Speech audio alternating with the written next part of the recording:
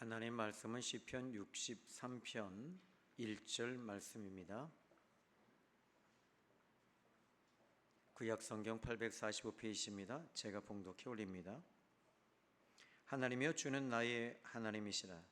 내가 간절히 주를 찾되 물이 없어 마르고 황폐한 땅에서 내 영혼이 주를 갈망하며 내 육체가 주를 앙모하나이다.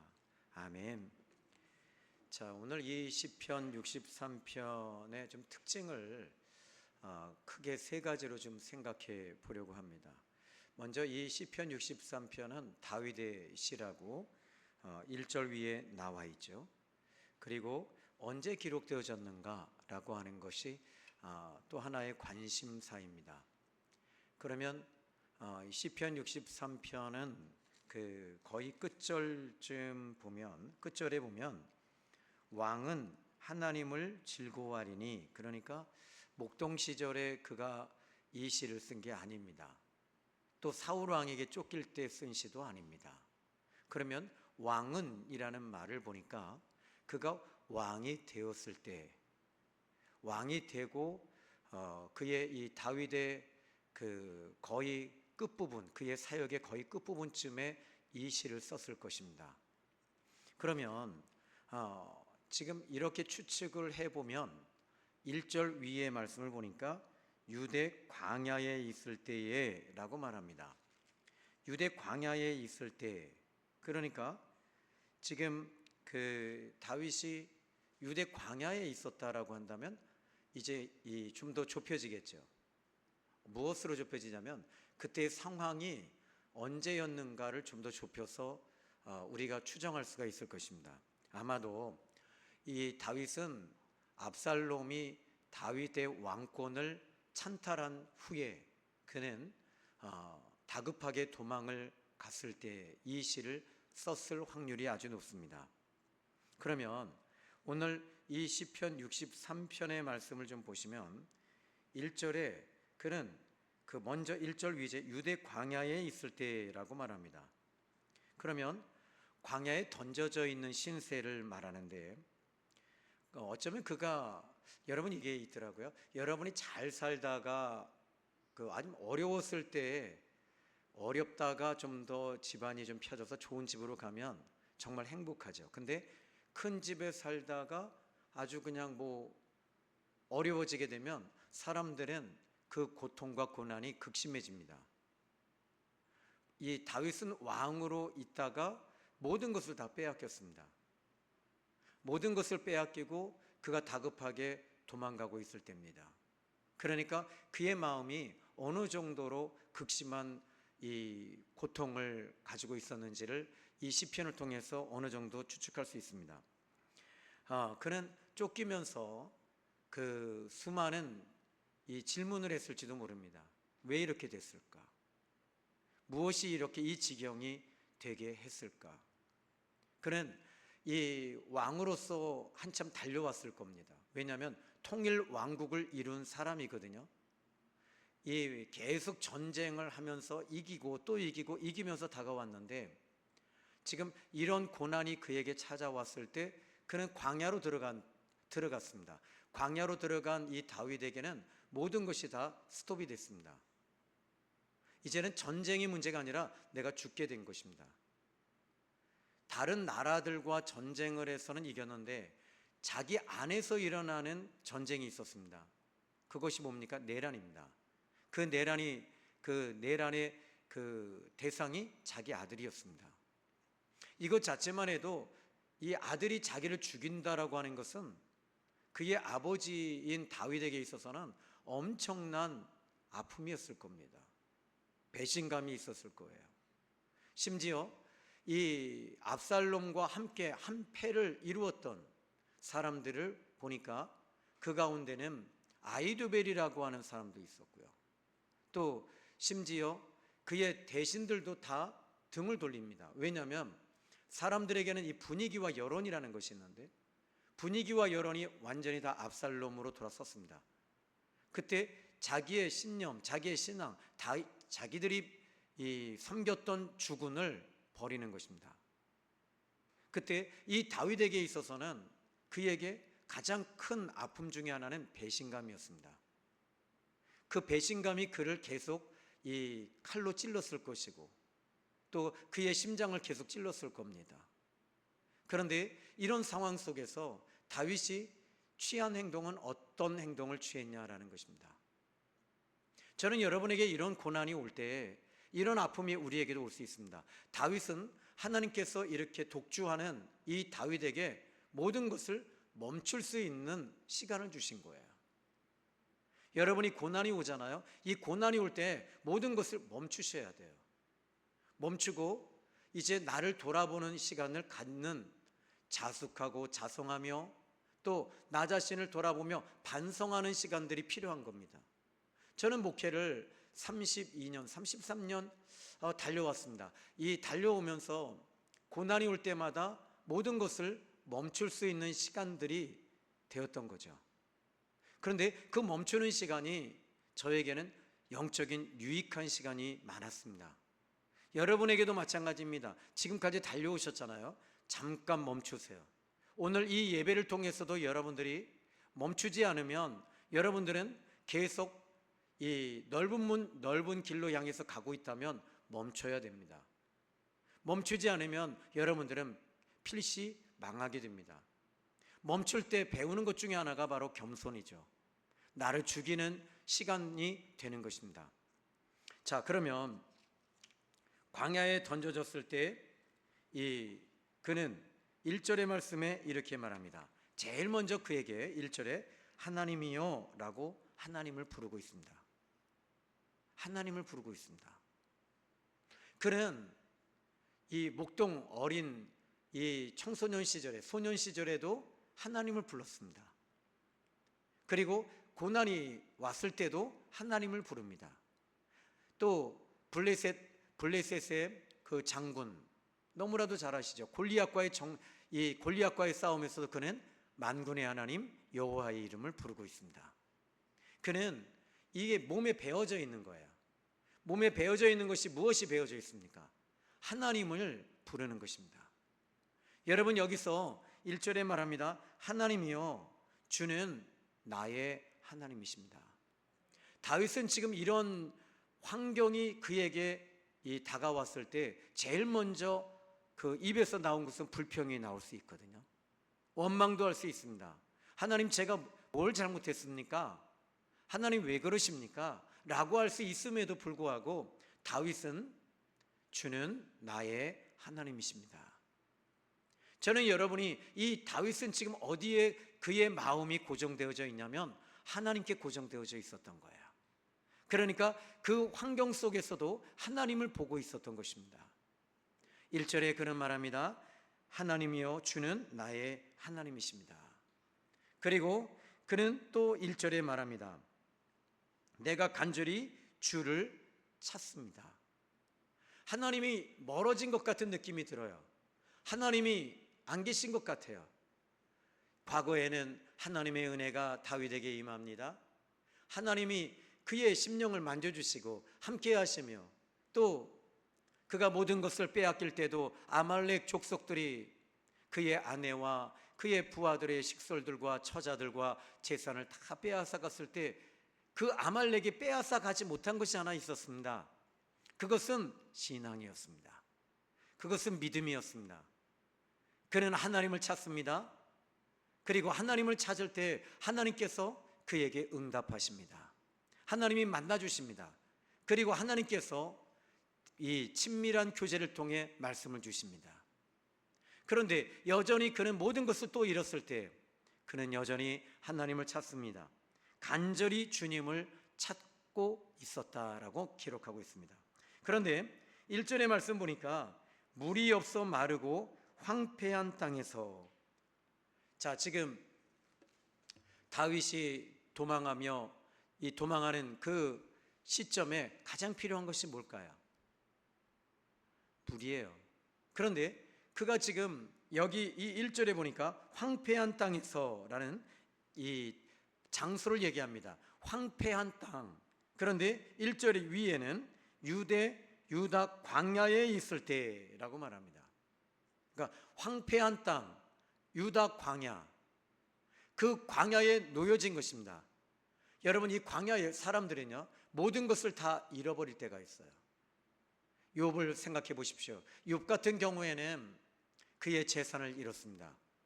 그리고 자녀들이 다 죽습니다. 그리고 그의 건강을 잃습니다. 그의 아내도 도망갑니다.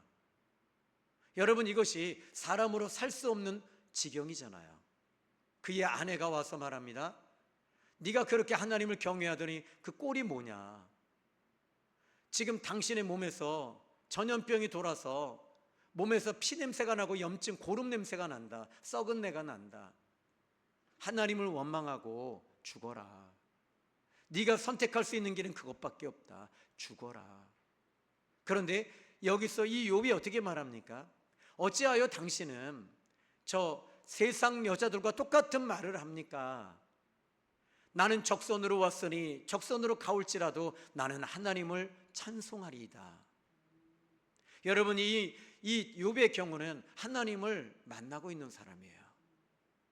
이 욥은 하나님을 찬송합니다. 입으로 범죄하지 않았습니다. 원망하지 않았습니다.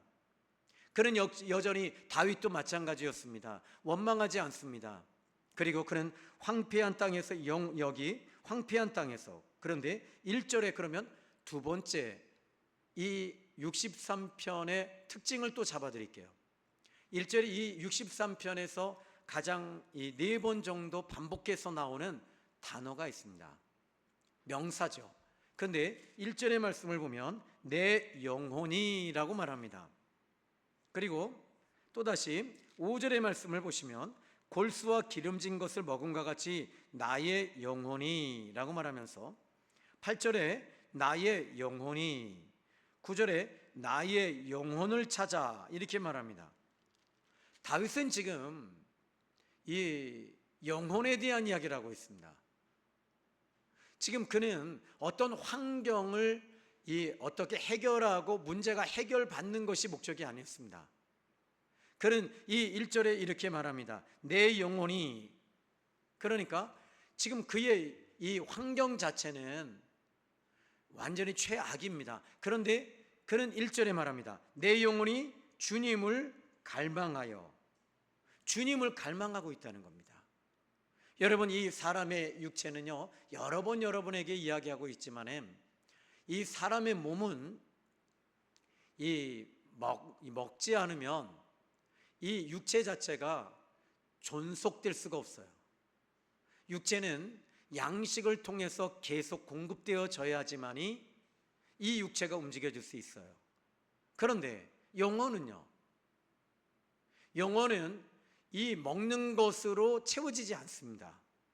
영혼은 이제 이야기합니다만 이 영혼 자체는, 사람의 몸은 두 가지로 구분되어져 있는데, 그것은 첫 번째로는 영혼입니다. 두 번째로는 육체입니다. 그런데 이 영혼은 하나님께로부터 왔기 때문에 이 영혼 자체는 하나님을 통해서만 채워야만 합니다. 그러면 이 영혼의 갈급함, 지금 여기서 내 영혼이 주님을 갈망합니다. 나는 지금 주님을 갈급해야 합니다 라고 말하고 있습니다. 여러분, 이 다윗은 이런 환경을 통해서 하나님을 더 가까이 하고 싶은 거예요. 그의 영혼을 하나님을 통해 채워야 한다는 걸 그는 알고 있습니다. 여러분들도 마찬가지입니다. 오늘 이 낮예배에 나오신 목적이 여러분의 영혼이 하나님을 통해서 채우기 위해서 나온 줄로 저는 믿습니다. 자, 이제 그는 이렇게 말합니다. 그러면 여러분의 영혼은, 우리의 이 육체는 물질, 돈, 사람입니다. 이것이 없으면 우리는 망가져요.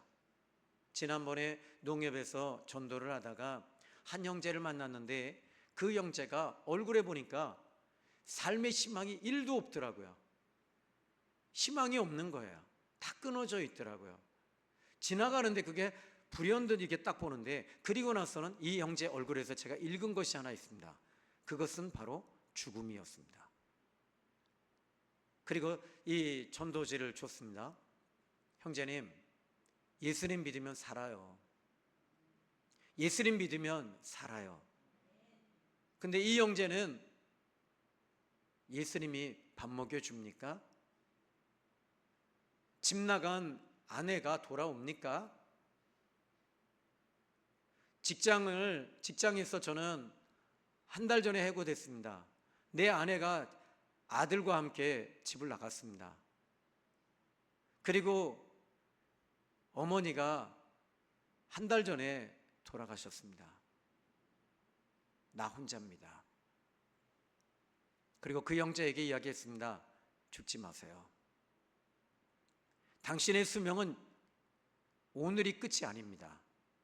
당신은 당신의 생을 오늘 끝내려고 하는데 오늘이 아닙니다. 당신의 수명은 앞으로 30년, 35년은 더 살아야 합니다. 살아내야 합니다. 그런데 그 형제 등에는 가방이 있었는데 그 가방에는 소주 한 병, 그리고 작년에 이 농약을 파는 곳에서 농약 한 병, 딱 2개를 가지고 있었습니다. 그래서 그 형제에게 가방 좀 봅시다. 근데 여러분, 이게요, 처음 만나는 사람에게 가방 좀 봅시다 하면 보여줄 사람이 있습니까? 그런데 그 형제가 뭐에 홀린 듯이 저에게 가방을 열어요. 농약하고 소주 한 병. 그래서 그랬어요. 농약을 빼서 그 하수구에다 다 쏟아버렸습니다. 그리고 여기 앉으세요. 아내는 돌아오면 될 것이고, 직장은 찾으면 될 것이고, 어머니는 천국 갔으니 축복이고, 근데 당신이 지금 예수 그리스도를 믿으십시오. 예수님을 당신의 영혼에, 당신의 마음의 구주로 영접하십시오. 그리고 나서는 이 형제가 울더라고요. 이제 오늘 이제 집에 가서 자살하려고 하는 사람이었으니까요. 남아있는 건 아무것도 없어요. 모든 것이 다 상실되어져 있는 마음입니다. 우울한 마음밖에 없습니다. 그런데 예수 그리스도의 복음이 그의 마음에 들어가는 것입니다. 그때 이 영혼의 얼굴이, 그 어두웠던 얼굴이 펴지기 시작했어요. 그리고 나서는 손을 꼭 잡았습니다. 그리고 예수님을, 복음을 제시했습니다. 근데 이 형제는 성결교회를 다니는 형제였어요. 교회를 다녀요. 그런데 그 형제에게 손을 잡았을 때 그 형제가 울더라고요. 그리고 예수님을 진짜 구주로 영접합니다. 그리고 나서 이 예수님이 그의 심령 속에 들어갔을 때 그의 영혼이 채워지는 거예요. 여러분, 오늘 저는 여러분의 영혼은 물질로 채울 수 없습니다. 사람으로도 채울 수 없습니다. 명예로도 채울 수 없습니다. 오직 예수 그리스도를 통해서만이 채울 수 있고, 하나님을 통해서만 여러분의 영혼이 채워짐을 기억하시기 바랍니다. 자, 그러면 여러분, 여기에 이 다윗이 만난 이 상황을 한번 생각해 보십시다. 나라를 잃었습니다. 자식이 자기를 죽이려고 듭니다. 그런데 이 아이도벨이라고 하는 이 책사는요, 얼마나 못된 사람이냐면요, 다윗을 더욱더 이 올가미로 씌워버리려고 했어요. 다윗을 더욱더 좁혀지고, 그 마음이 좁혀지게 하는 것이 뭐냐면 압살롬을 더욱더 원수로 만들고 싶은 거예요. 그것 중에 하나는 다윗의 아내들, 첩이 있는데 첩을 백주 대낮에 텐트를 치고 거기서 성관계를 갖는 거예요. 성폭행을 하는 거죠. 그때 그 이야기는 다윗의 귀까지 들려왔을 거예요. 그런데 다윗은 자기 아내들이 지금 모두 다 강간을 당한 이 사건에 대해서 거기에 집중하지 않아요. 그의 아내들을 버린 것이 아닙니다. 그는 어디에 집중하냐면 하나님께 집중하고 있었습니다. 믿음에 집중하고 있었습니다. 은혜 받는 일에 더 집중했던 것입니다. 그는 광야에 놓여졌을 때 물이 없어 황폐한 땅이라고 말합니다. 물이 없는 그 땅을 보면서 자기 마음이 황폐해졌고 강팍한 그의 이 상황을 보면서 그는 하나님을 찾고 있습니다. 오늘 저는 여러분이 하나님을 찾는 저와 여러분이 되기를 예수님의 이름으로 축원합니다. 그때 광야에도 집중하지 않습니다. 광야에서 모든 것이 멈춰졌을 때 그는 비로소 거기서 하나님을 갈망하고 하나님을 보고 하나님을 찾고 있습니다. 이것이 저와 여러분이 배워야 할, 영적인 사람들이 배워야 할 것 중에 하나는 모든 것이 멈추었을 때 하나님을 찾아야 되는구나, 하나님을 통해 채워야 되는구나, 이걸 배우는 저와 여러분이 되기를 예수님의 이름으로 축복합니다. 자, 그러면 이 타는 듯한 목마름을 어떻게 해소할 수 있을까요? 첫 번째 1절의 말씀을 보시면 하나님이여 주는 나의 하나님이시라. 이것은 곧 하나님께 기도하고 있는 것입니다. 목마름을 해소하는 방법 중에 하나가 있다면 바로 기도입니다. 기도에는요, 신비한 비밀이 숨겨져 있어요. 하나님은 기도를 통해서 만나주세요. 기도를 통해서 하나님의 은혜가 임하게 돼요. 그런데 그래서 하나님은 모든 문제가 있을 때마다 기도를 통해서 하나님이 해결해 주세요. 그냥 해결해 주실 수 있지만은 하나님은 기도하게 만드시는 거예요. 그리고 그 기도함을 통해서 하나님은 이제 우리를 가까이 하시고 기도를 통해서 만나 주시고 응답을 주시고 은혜를 주시고 성령을 부어 주심을 통해서 여러분들이 그 영적인 목마름과 영적인 아픔, 또 영적인 슬픔, 또는 이제 버려진 이 상실된 마음, 다윗은 상실된 마음이 있었습니다. 그 상실된 마음에서 하나님을 만나고 하나님을 통해서 채우려고 했던 사람이었습니다. 여러분, 물어볼게요. 기도하지 않고 여러분 살 수 있습니까? 하도 많이 질문해서 이제 아시죠? 옆에 분에게 이렇게 물어보세요. 아우, 기도하지 않고도 잘 살고 있네. 여러분, 기도하지 않냐고는 우리는 살 수 없습니다. 안돼사님 하지 마. 자, 두 번째로는요, 이 다윗은요, 지금 반복되는 이야기입니다. 하나님을 통해서 목마름을 채우고자 합니다. 얼마든지 그는 불평할 수 있지만 불평하지 않습니다. 하나님은 여전히 나의 하나님이십니다. 이렇게 고백합니다. 그러면 이 세 번째, 이제 첫 번째는 기도를 통해서 채우자. 두 번째, 그는 하나님을 통해서 채우자. 세 번째는요, 2절의 말씀을 보십시오. 2절, 내가 주의 권능과 영광을 보기 위하여 이와 같이 성소에서 주님을 바라보았나이다. 주님을 바라보는 거예요. 아니, 근데 이 광야에서 보이는 것은 광야, 황폐한 사막만 보이는데, 그런데 거기서 그는 다른 사람들이 보지 못하는 것을 보고 있습니다. 그 사막에서 하나님을 보는 거예요. 여러분들이 지금 어려운 환경 속에서 하나님을 보는 여러분이 되셔야 돼요. 그러면 이 히브리서 12장 2절에 믿음의 주요 온전케 하시는 이인 예수님을 바라보자. 히브리서 기자는 이야기하고 있듯이 여러분, 주님을 바라보는 저와 여러분이 되기를 예수님의 이름으로 축원합니다. 그가 서 있는 자리가 어디죠? 1절 위에 광야입니다. 황폐한 땅입니다. 그런데 그는 그 황폐한 땅을 2절에 이렇게 말합니다. 성소에서라고 말합니다. 그러니까 뭐가 지금 안 맞잖아요. 그냥 광야에서 주님을 바라봅니다. 이것이 맞잖아요. 근데 그 광야가 바로 주의 성소가 되고 있었던 거예요. 여러분, 여기 오늘 이제 이 밖에 체육관을 비우고 있습니다. 근데 어수선하잖아요. 그죠?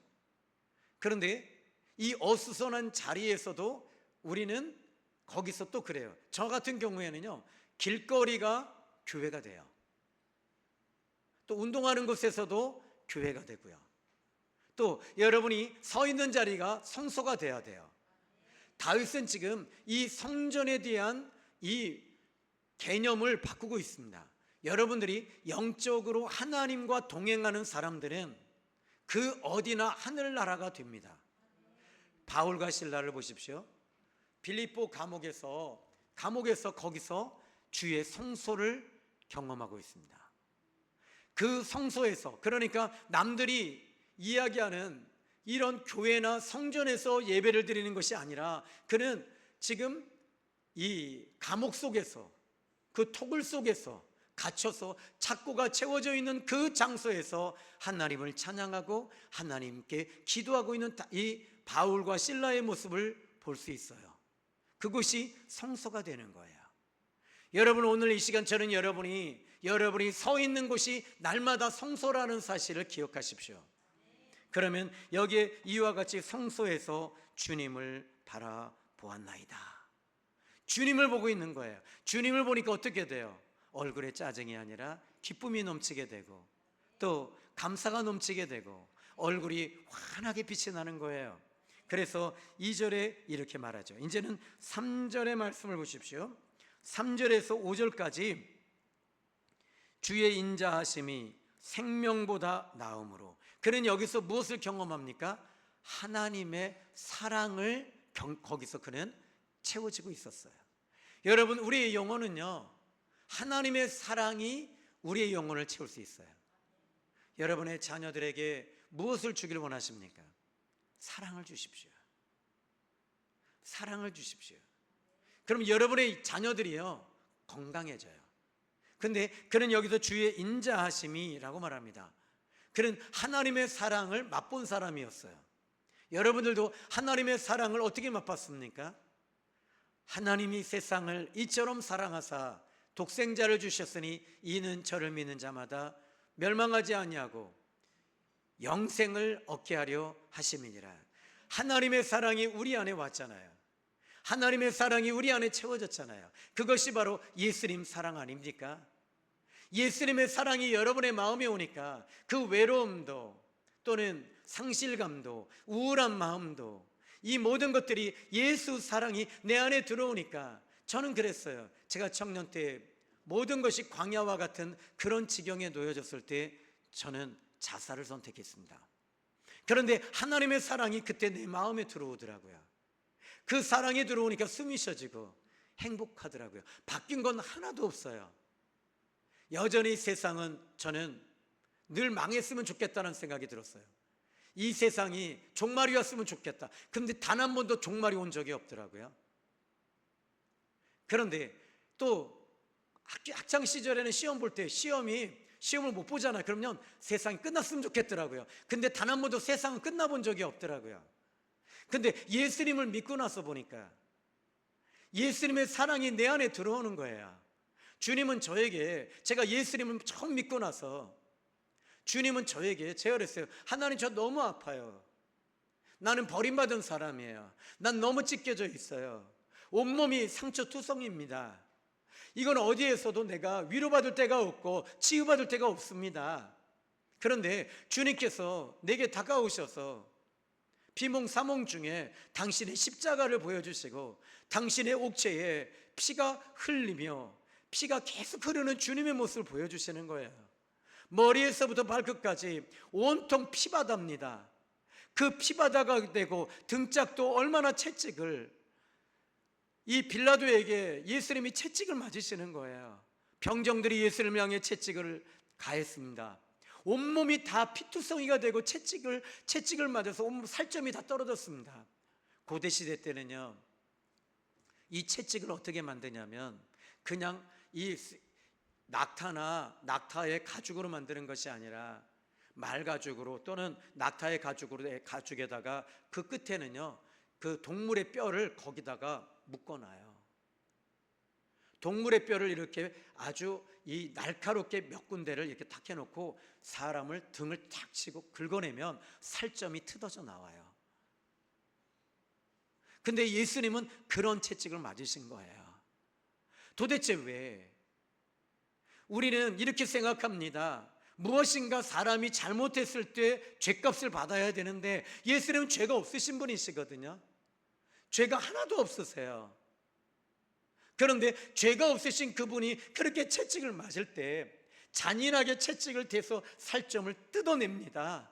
살점이 툭툭툭툭 뜯어져 나옵니다. 그때 예수님 비명 지르시죠. 아프니까. 그때 예수님께서는 고통 중에 그 고통을 받으셔야 해야 했던 이유는 저와 여러분을 사랑하셨기 때문입니다. 저와 여러분을 너무 사랑해서 대신 매를 맞으시고 대신 채찍을 당하시면서 대신 울고 계시는 그 주님의 모습을 한번 생각해 보세요. 예수님이 나는 너를 위해 죽었단다. 나는 여전히 너를 사랑한다. 나는 여전히 너를 사랑한다.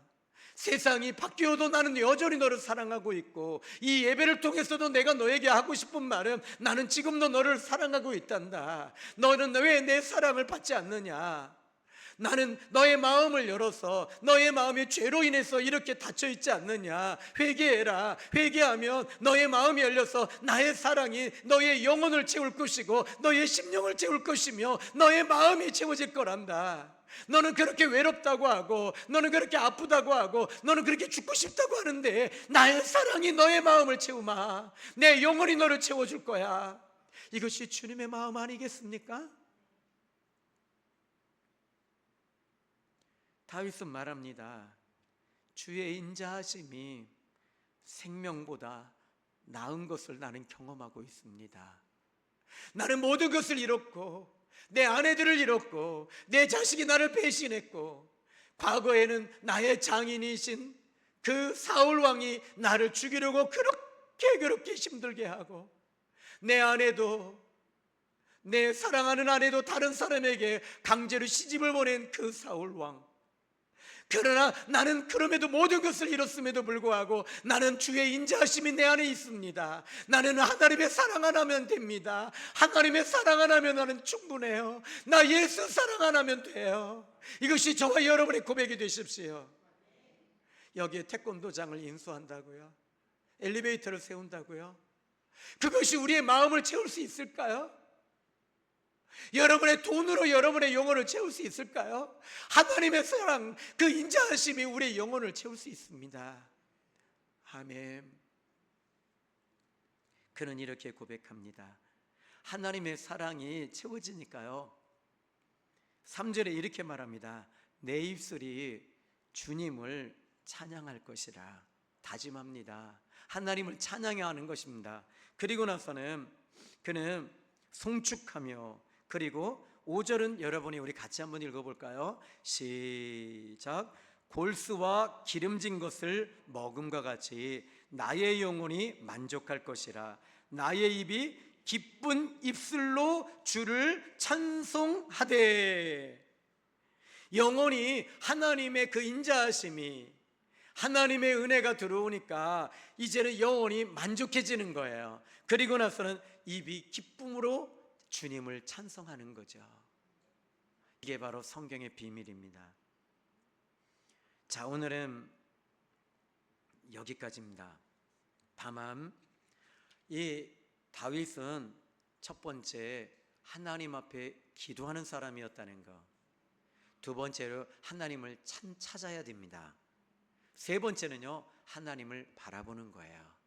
네 번째로는 그는 하나님의 그 인자하심이, 그 사랑이 그의 마음속에 가득 채워지기 시작했어요. 여러분, 오늘 이 짧은 메시지 속에서 하나님의 사랑 하나면 충분하잖아요. 아멘. 우리 세상적인 거 아무리 채우면 뭐합니까? 저는 이제 하도 유명한 얘기니까, 김동원 집사님이 그 다산 인재학교에 어르신 한 분이 재산이 1조 원이래죠. 그러면 1조 원이면 여러분 진짜 얼마나 행복해 보이겠어요? 나는 진짜 행복할 것 같아. 그런데요, 그 할아버지는요, 어떤 어르신들이 오면요, 도망간대요. 왜? 저놈이 내 재산 탐내는 거 아닌가? 그리고 항상 모든 사람들을 향해서 경계심, 외로움, 쓸쓸함, 이런 것에 감옥에 갇혀 있는 거죠. 여러분들은 어떠세요? 우리 돈이 없지 믿음이 없습니까? 돈은 없을지라도 우리는 주의 인자하심이 우리 안에 있잖아요. 하나님의 사랑이 여러분 안에 있잖아요. 근데 바울 같은 경우도 그렇고 바나바도 그랬고 사도행전의 인물들 보십시오. 그 믿음의 사람들은요, 성령이 그의 마음속에 들어옴으로 인해서 하나님의 사랑이 채워졌잖아요. 하나님의 사랑 하나면 충분하다고 그들은 고백하면서 이방 지역에 가서 복음을 전하고 예수 복음을 전하면서 예수님이 당신들을 사랑합니다. 예수님이 당신을 사랑하십니다. 이 복음이 당신을 살릴 것입니다. 이 복음이 당신의 영혼을 바꿔줍니다. 여러분, 예수 그리스도가 답이에요. 오늘 여기까지입니다. 기도하겠습니다. 하나님 아버지, 감사합니다. 주님의 인자하심과 사랑하심이 정말 나에게는 필요합니다. 근데 느껴지지가 않아요. 주님 말씀하십니다. 회개하라. 네가 입으로 회개할 때 내가 너의 감정을 열고 너의 영을 열어서 나의 사랑을 네 마음에 가득 채워 주마. 예수님의 이름으로 기도했습니다. 아멘. 우물가의 여인처럼